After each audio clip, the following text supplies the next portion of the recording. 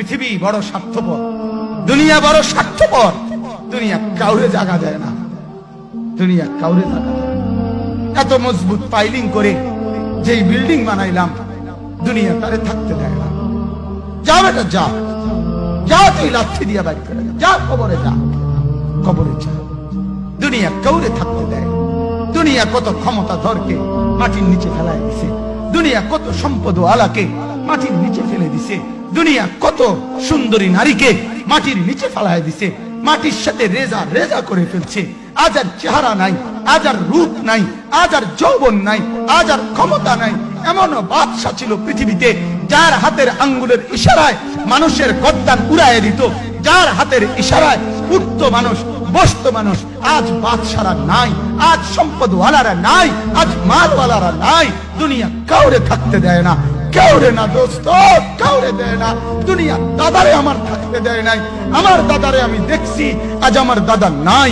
আমার নানারে আমি দেখছি, আমার নানা নাই। আমার দাদিরে আমি দেখছি, আমার দাদি নাই। আমার নানিরে আমি দেখছি, আমার নানি নাই। আমার বাবারে আমি দেখছি, 14 লক্ষ টাকা বাবার পেনশনের আমি সব ডাক্তারের পিছনে খরচ করে ফেলছি, বাড়ির ফসলের জমি বিক্রি করে ফেলছি। আমার বাপ যেন না মরে বারবার বারবার হসপিটালে নিছি, কিন্তু দুনিয়া আমার বাপকে থাকতে দেয় নাই। আমার বাপ কবরে চলে গেছে, দুনিয়া কাউরে থাকতে দেয় না, কাউরে না, কাউরে না, কাউরে না, কাউরে না। আমার বাপ দুনিয়া কাউরে থাকতে দেয় না। তুমি থাকবা না, তুমি থাকবা না। দুনিয়ার ধোকায় পড়ো না বাপ, দুনিয়ার ধোকায় পড়ো না। মাকে বুঝান, আজ মারা বেসামাল হয়ে গেছে, আজ বোনেরা বেসামাল হয়ে গেছে, বেপরদার উৎসব তুলে দিছে। এটা যেন আল্লাহর সাথে যুদ্ধ করছে। আল্লাহ করোনা না, তুমি আরো কিছু দাও, আমরা বেপরদিকে ছাড়বো না। যুবক ছেলেগুলো যেন বলতেছে, আল্লাহ তুমি করোনা দেওয়ার চাই দাও, অশ্লীল ছবি দেখা, ফেসবুকে নর্তকী দেখা আমরা ছাড়বো না। দেখি তুমি কি করতে পারো, তুমি যা করার করো। দোকানদার ব্যবসায়ীরা হারামের লেনদেন করা বন্ধ করছে না, সুদখোর সুদ ছাড়ছে না, ঘুষখোর ঘুষ ছাড়ছে না, নাফরমান আর জিনাকার ব্যভিচারী এরা কেউ কিছু ছাড়ছে না। বেহায়ার বেপর্দা নারী তার অশ্লীলতার বেহায়াপনা ছাড়ছে না। মুসলমান তার ঘরে টেলিভিশনের নর্তকীর আওয়াজ তো বন্ধ করছে না। হায় করোনা কিভাবে যাবে, আযাব কিভাবে যাবে বলেন, বলেন, বলেন আপনি। আমার বাপ ফেরাউনের উপরে তো আযাব এতদিন ছিল না, নমরুদের উপরে আযাব এতদিন ছিল না, সাদ্দাদের উপরে আযাব এতদিন ছিল না, কারুনের উপরে আযাব এতদিন ছিল না, লূত আলাইহিস সালামের কওমের উপরে আযাব এতদিন ছিল না, হুদ আলাইহিস সালামের কওমের উপরে আযাব এতদিন ছিল না, নূহ আলাইহিস সালামের কওমের উপরে এতদিন আযাব ছিল না।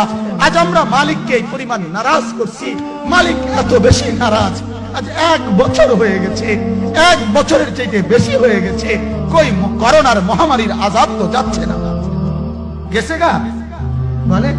আমাদের লক্ষ লক্ষ বাচ্চার পড়ালেখা বন্ধ, এরা নষ্ট হওয়ার চূড়ান্ত পর্যায়ে পৌঁছে গেছে। মোবাইল এদেরকে শেষ করে দিছে, লক্ষ লক্ষ ছেলে। গতকালকে এক মা আমার আত্মীয় ফোন দিয়া বলতেছে, সকাল 10টায় বাচ্চাটা ঘর থেকে মোবাইল লইয়া বাইর হইছে, রাতের 10টায় মা তারে ফোন দিয়া বলছে, বাপ ঘরে আসতি না, ভাত খাইতি না। বাচ্চা তারে বলতেছে, তোমার অসুবিধা কি, তোমার সমস্যা কি? মা এই কথা বইলা কায়দা দিছে যে, শোনেন হুজুর কদুর দোয়া করো।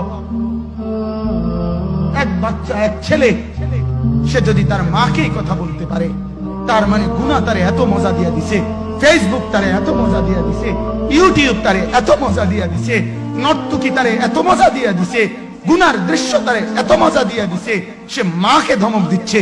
রাত 10টা বাজলে কি হইছে, রাতের 3টা পর্যন্ত দেখলে তোমার সমস্যা কি? আমার আখিরাত আমি নষ্ট করলে তোমার অসুবিধা কি? আমার জাহান্নাম আমি ঠিক করে নিলে তোমার সমস্যা কি? আল্লাহ আমাদেরকে মাফ করে দেন, আল্লাহ আমার জাতিকে মাফ করে দেন।